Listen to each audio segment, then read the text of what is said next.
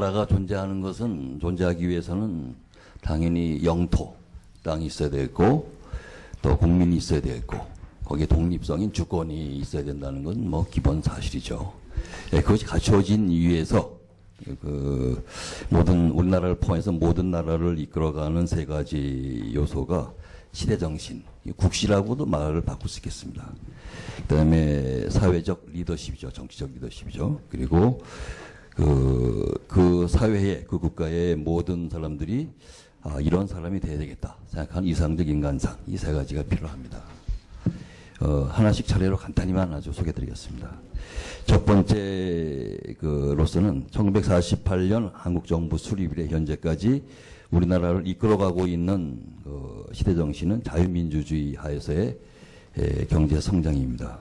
이와 같은 패러다임 하에서 한국은 이른바 미국 등 서구의 선진 국가들을 모델로 삼아서 이들을 따라가고 쫓아가는 성장 위주 발전 전략을 추진했는데 아주 크게 성공을 했고, 그리고 성공한 이후에도 변함없이 이러한 패러다임을 추구해 나가고 있습니다. 60여 년에 걸친 서구적 근대화를 추구한 결과 우리나라의 현재 대체적인 현실은 서구적인 이념과 제도에 의해 지배 및 통치되고 있고, 개인, 기업, 사회단체, 국가 등 모든 행위 주체의 경쟁력, 바로 이 경쟁력, 이것이 사회적으로 중시되는 핵심 가치로 자리 잡게 되었습니다. 이러한 흐름 속에서 한 교수님께서 많이 소개해 주신 그러한 우리나라 고유의 우수한 전통문화라든지 정신은 일상적인 삶과 의식에서 사실상 중추적인 기능과 역할을 상실했다, 이렇게 봐도 되겠습니다. 그리고 둘째로 우리 정부 수립 이후 우리나라를 이끌어가고 있는 리더십은 성장을 중시하는, 정치학에서 말하는 용어로 쓰면 근대화 리더십입니다. 국가 건국기 나라의 초석을 다진 이승만 대통령 이후 박정희 대통령이 가장 대표적인 인물로 조국 근대화를 통한 민족 중흥을 목표로 수출주도 경제 성장 전략을 추진하는 것은 잘 아시죠. 그걸 통해서 산업화를 성공적으로 완수하였습니다. 그 이후 등장하신 다른 모든 대통령들도 어디를 더 강조하느냐, 또 방식을 어떻게 하느냐의 차이만 있을 뿐 패러다임 면에서는 성장을 추구한 근대화 엘리트라고 할 수 있겠습니다. 그리고 세 번째로 이러한 패러다임화에서 현재 우리 사회에서 거의 모든 사람들이 추구하는 이상적 인간 타입은 학력과 전문성을 갖춘, 즉 경쟁력을 갖춘 성공지향적인 인간입니다. 다른 식으로 설명할 수 있겠지만 이건 제가 이렇게 규정하는 것입니다. 모든 분들이 그렇게 되려고 노력을 하고 있고, 자기 자식들을 이러한 사람으로 만들 우리나라가 큰 열풍에 몰려 있다. 모든 분들이 열심히 일하시는 목표도 아마 이런 자식을 이러한 인간으로 만들기 싶어서 하시는 게 아닐까. 심지어 빚까지 내가면서 외국 유학도 시키고 그렇게 하시죠. 이와 같은 세 가지 요소에 힘입어서 우리나라는 6.25 동란의 폐허로부터 불과 30여 년 만에 산업화와 민주화를 동시에 달성하는 데 크게 성공했고, 개발도상국들에게는 성장 모델로 아주 확실히 자리를 잡았습니다. 이제 더 나아가서 한국은 세계 질서를 단순히 수용하고 따라가던 그런 나라로부터 우리가 허용하는 범위 내에서 단 얼마라도 세계 질서를 함께 만들어가는 나라의 하나로 이렇게 부상을 했죠. 문제는 이상과 같은 국격의 상승과 발전에도 불구하고 우리나라 국민들 다수는 아직도 부족하다고 생각을 하고 있고 행복하게 생각하지 않다는 것이죠. 이를 나타내주는 증거의 하나가 세계에서 중하위권을 맴도는 우리나라 국민들의 행복지수이고, 권위 있는 기관들에서 측정하는 그 지수 구체적으로 소개해드린 거 생각하겠습니다. 이를 보다 구체적으로 보여주는 증거들은 OECD 국가 중 자살률 1위 등, 이것도 구체적인 사례를 좀 드리면 더 가겠는데 생각하겠습니다. 그런 사례들 신문에서 많이 보시기 때문에 알 수 있을 거라고 생각합니다.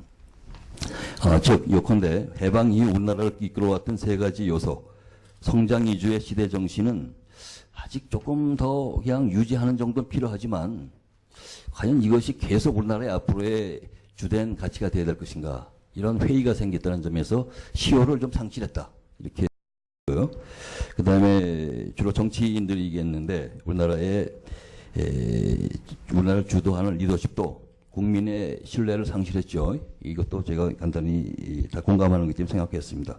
국민들 다수도 별 다른 대안이 없기 때문에 어쩔 수 없이 자식들 스펙 쌓게 해주는 그러한 기존의 성공지향적 인간 모델에 따라서 자식들 키우느라고 고생들 하고 계십니다.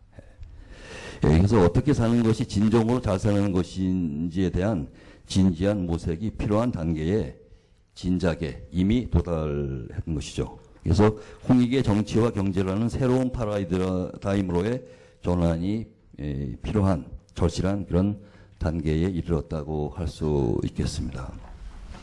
먼저 홍익정치구현에 대해서 아주 간단하게 기본 원론만 말씀드리겠습니다. 성장 위주 시대 정신으로부터 따라서 이제는 상생 및 공존하며 자기 완성을 중시하는 홍익인간의 시대 정신으로 전환해야 되겠다 하는 것입니다. 이것이 우리나라의 국시가 되겠고 주된 정치의 목표가 되어야 되겠다는 것이죠. 이미 한 교수님께서 조선시대 때만 해도 단군전세까지 올라가지 않더라도 조선시대만 해도 이러한 것이 통치자의 시대 정신이었고 통치자들이 이런 통치자들이 하는 것을 말씀해 주셨기 때문에 제가 더 오히려 간단하게 설명드려도 된다고 봅니다. 당연히 정치와 리더십도 그러한 리더십으로 바뀌어야 되겠다. 그리고 감성 및 소통 능력을 바탕으로 상생과 공존 그리고 자기 자신의 소질과 재능 개발을 중시하며 그리고 자신의 가치 실현, 자신의 완성을 삶의 목표로 삼는 인간, 학력과 전문성을 갖춘 성공지향적 인간에서 이러한 자기 자신의 가치 실현과 완성을 삶의 목표로 삼는 곧 현대적 홍익인간으로 이상적 인간상이 우리나라 사회의 이상적 인간상이 바뀌어야 되겠다 하는 것입니다. 성장이 지상 목표일 때의 인간상과 그것을 다 달성한 이후의 인간상은 당연히 달라져야 되는 거 아니겠습니까? 우리나라의 교육열 아까 상당히 강하고 그것이 우리나라의 큰 물이 되어 큰 배를 띄웠다고 말씀하셨는데 이제 우리 국민이 그러한 큰 물이 되는 우리나라 국민이 그런 교육열의 목표와 방향을 바꿔야 되겠다. 이런 것이죠. 그리고 그러한 홍익인간이라는 것은 아까 또 잘 말씀해 주신 대로 한국인의 의식 심층에 문화적 DNA로 이미 존재하고 있는 것이기 때문에 이것을 되살려내기만 하면 되는 것으로 유치원 시기부터 이러한 이상적 인간상에 입각해서 교육을 실시하고 그래서 경쟁보다는 상생과 협력이 보다 나은 결과를 만들어낸다 하는 것을 어려서부터 체험케 해야 된다고 봅니다. 이와 같이 시대정신, 정치적 리더십, 이상적 인간상 이러한 그 세 가지 면에서 전환을 통해서 우선 우리를 위해서라도 경제 성장 과정에서 파생된 각종의 심각한 정치사회 문제들을 해결해야 되고 그럼으로써 유사한 문제들로 신음을 하고 있는 인류 사회의 롤 모델을 제시하여야 하는 과제가 현재 우리 앞에 놓여 있다고 생각을 합니다. 그 이후 홍익정치에 관한 부분을 생략을 하겠습니다. 이어서 홍익경제 구현의 필요성에 대해서도 말씀드리겠습니다.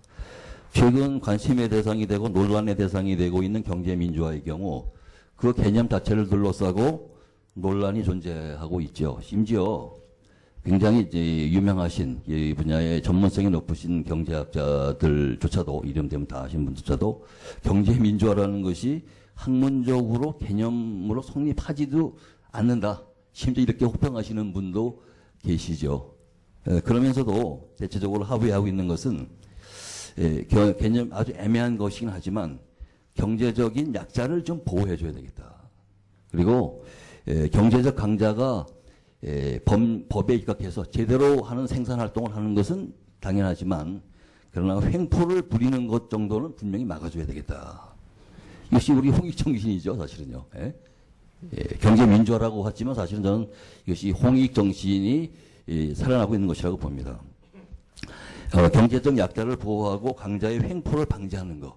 이것이 경제민주화라면 그냥 이거 반대하는 사람들도 끄덕끄덕 한다는 것입니다. 이거는 필요하다고 인정한다는 것이죠. 그럼으로써 상생과 조화로움을 기본 정신으로 삼아 국민 모두에게 행복한 삶의 기회는 확실하게 제공해 줘야 된다. 그러한 경제가 필요하다. 저는 그것이 홍익의 경제와 전혀 다르지 않다라고 봅니다.